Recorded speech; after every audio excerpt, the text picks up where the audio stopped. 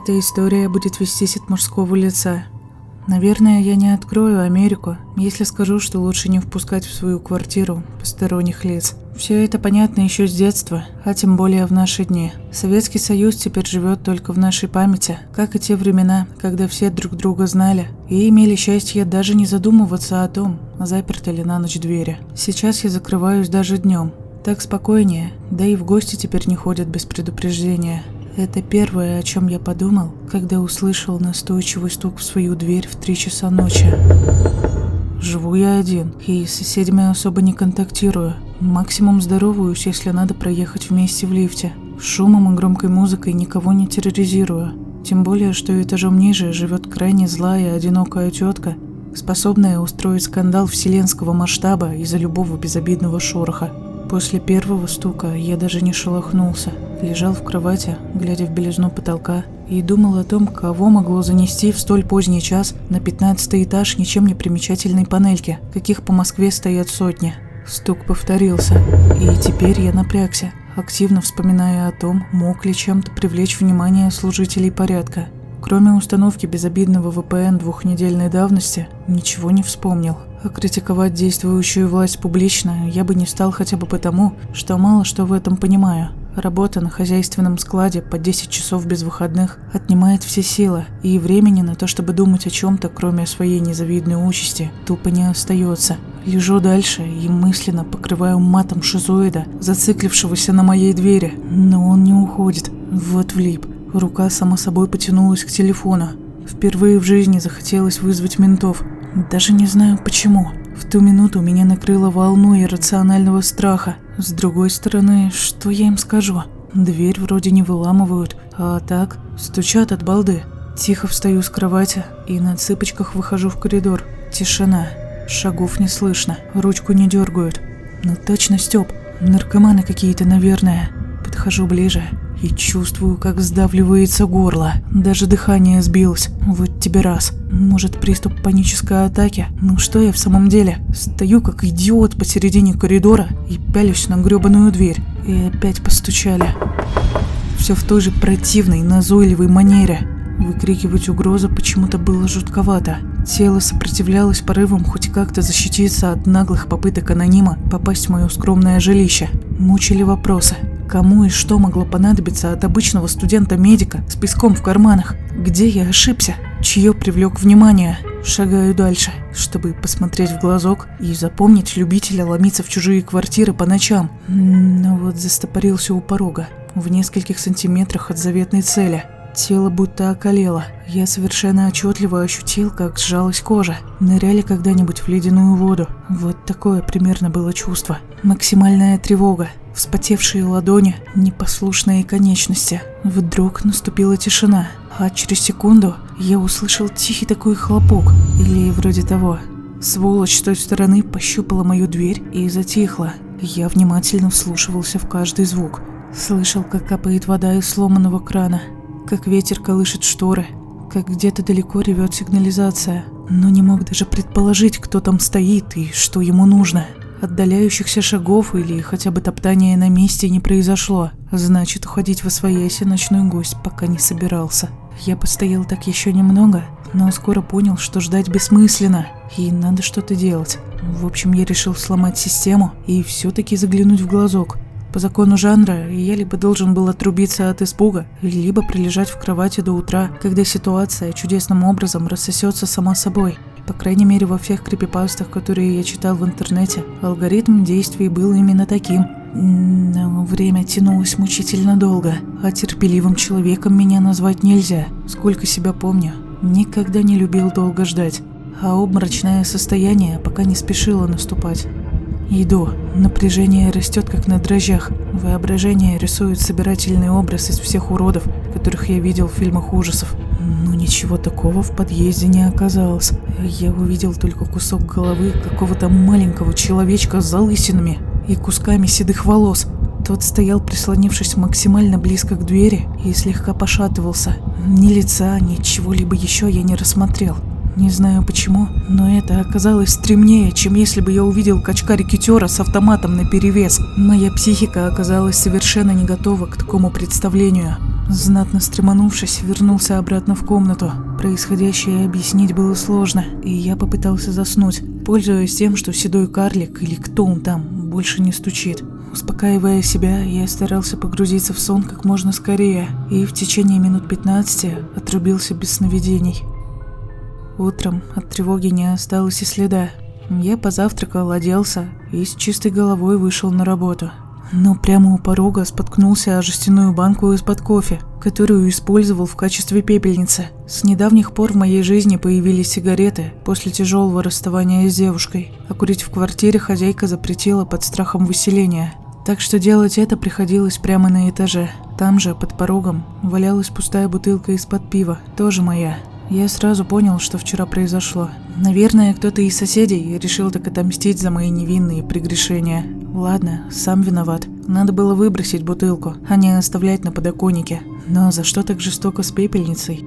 На работу я в тот день опоздал, так как пришлось убирать пепел, рассыпанный по всей лестничной клетке, и отмывать пятна. В конце рабочего дня меня опять накрыла тоска по бывшей. И вот я уже стою в магазине и в каком-то беспамятстве покупаю бутылку с пивом. Кроме своих личных переживаний, я больше ни о чем не думал. Остаток вечера пролетел в подъезде. Еще несколько раз я гонял за пивом и выходил курить чаще обычного. Пьяным завалился спать, но все же не забыл выбросить бутылки, и пепельницу тоже забрал с собой. Но стоит подметить, что за весь вечер так и не увидел того, кто хотя бы отдаленно походил на седого карлика. Утром с похмелья пошел на работу.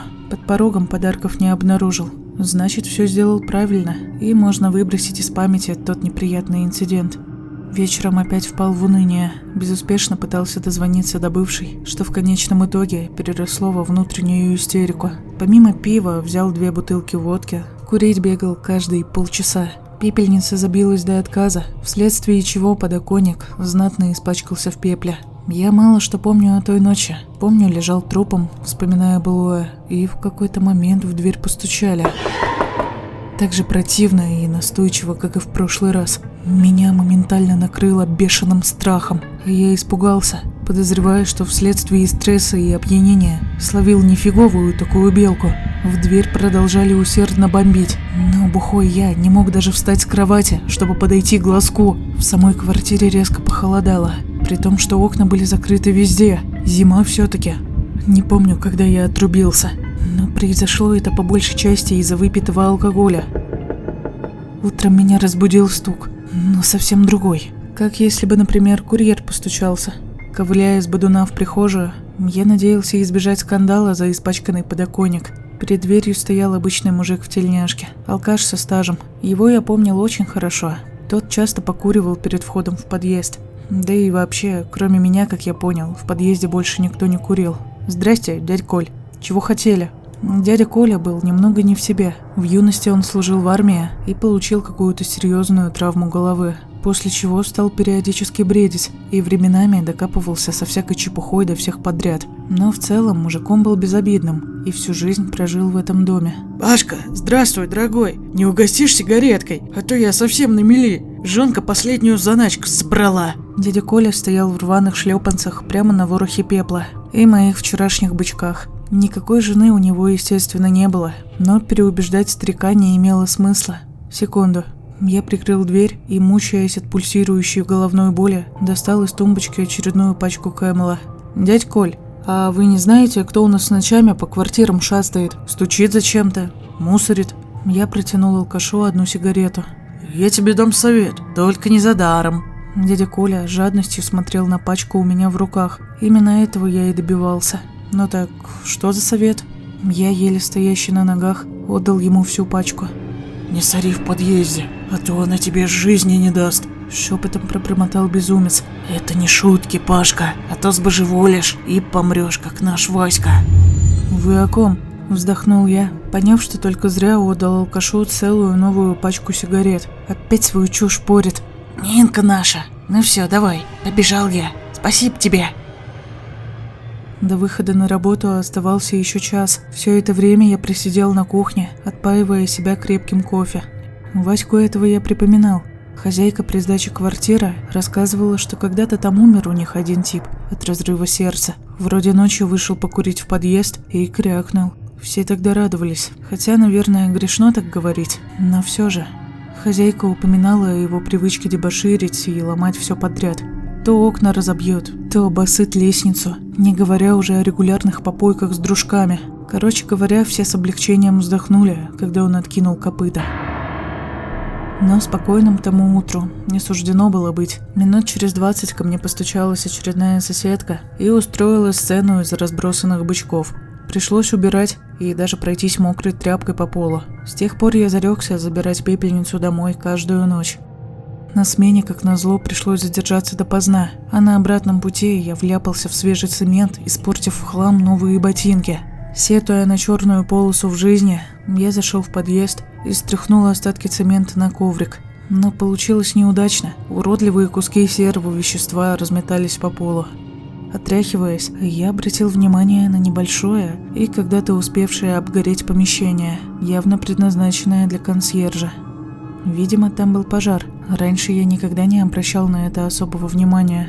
Любопытства ради, я заглянул в почерневшее стекло. По спине побежали мурашки. Что-то было не так. Мне приглючилось, что на меня кто-то смотрит с той стороны. Но это было невозможно. Там никого не было. Проглотив комок, подступивший к горлу, и отчитав себя за излишнюю паранойю, я поднялся на этаж и сразу же закурил. Голова невыносимо болела, и я понимал, что завтра не смогу выйти на работу. Вдруг лязгнул чей-то замок с нижних этажей. Заскрипела дверь, причем обратно так и не захлопнулась, а так и осталось тихо поскрипывать в ночной тишине. Я замер, вслушиваясь в звуки, а потом кто-то стал медленно подниматься вверх по лестнице и тяжко вздыхать. Моя покойная бабушка везде ходила с клюкой, так как была хромой на одну ногу от рождения. И я хорошо запомнил навязчивое постукивание той клюки. Здесь было то же самое. Неспешная походка, стук клюкой по ступенькам и тяжелые грудные вздохи. Зачем кому-то ночью подниматься с первого этажа наверх? И я с осторожностью посмотрел вниз и застыл от неожиданности. Оттуда на меня мертвым взглядом смотрела мерзкого вида толстая полулысая бабка в грязном красном халате на хлипкой застежке и с клюкой в руках. И я вновь почувствовал тот аномальный холод и понял, что надо срочно валить, но от страха даже не смог сдвинуться с места. В следующую секунду старуха, не переставая пялиться на охреневшего меня, показала свой костлявый кулак, в котором сжималось что-то серое. И это был мой цемент. После этого она оскалилась беззубым ртом и заклокотала что-то невнятное. Я, в свою очередь, настолько оцепенел, что потерял способность говорить. Внезапно, орудуя своей клюкой, она ускорилась настолько, что в мгновение ока преодолела целый пролет, как профессиональный прыгун, мать ее. Каким-то невероятным чудом, снизошедшим до меня, я смог заорать и рванул к двери в свою квартиру. Позади слышались приближающиеся шаги и хриплое дыхание старухи. Вот звякнула банка, и шаги переместились на мою лестничную клетку. Где-то в глубинах подсознания уперто крутилась мысль о том, что старуха мертвая. Не знаю даже, почему мой мозг сделал такой вывод, но я свято верил ему. Перебирая дрожащими руками ключи, я поспешно пихал их в замочную скважину. Последний поворот, и вот я спасен. Последний момент, заперев дверь, я как ошпаренный отскочил в конец прихожей и стал ждать. Буквально через 5 секунд в дверь постучали, все тем же настойчивым, дотошным стуком. Теперь я понял, что хотел сказать мне дядя Коля. Закрывшись в комнате, я сунул наушники в уши, чтобы не слышать, как поехавшая старуха долбится в мою квартиру. Попутно листал Инстаграм, чтобы немного отвлечься. Так и отрубился прямо на ковре в грязных ботинках от страха и усталости. А утром опять пришел дядя Коля стрельнуть сигарету. У порога, как я и ожидал, был раскидан засохший цемент и, конечно, окурки. От соседа мне все же удалось узнать, что раньше у них была старшая по подъезду, а по совместительству еще и консьержка баба Нина. Жильцам всегда прилетало за малейшую провинность, за незначительный шум, за то, что неправильно посмотрели или забыли поздороваться, за снег и слякоть с обуви, окурки и все прочее. А как-то ночью кто-то убил ее и поджег каморку. Злодея так и не нашли. Покумекав над его словами, я понял, что все сходится. В мистификации всякие там я особо не верил, но когда у тебя полбашки в сединах, не о таком задумаешься. Не знаю точно, что это было. Фантом, призрак, временная петля или все-таки злая игра воображения, но я оттуда съехал. И теперь стараюсь заранее узнать предысторию любого места, где собираюсь остаться дольше, чем на 1 день. Хотите верьте в эту историю, хотите нет, но наш мир полон тем, чему пока еще нет объяснения.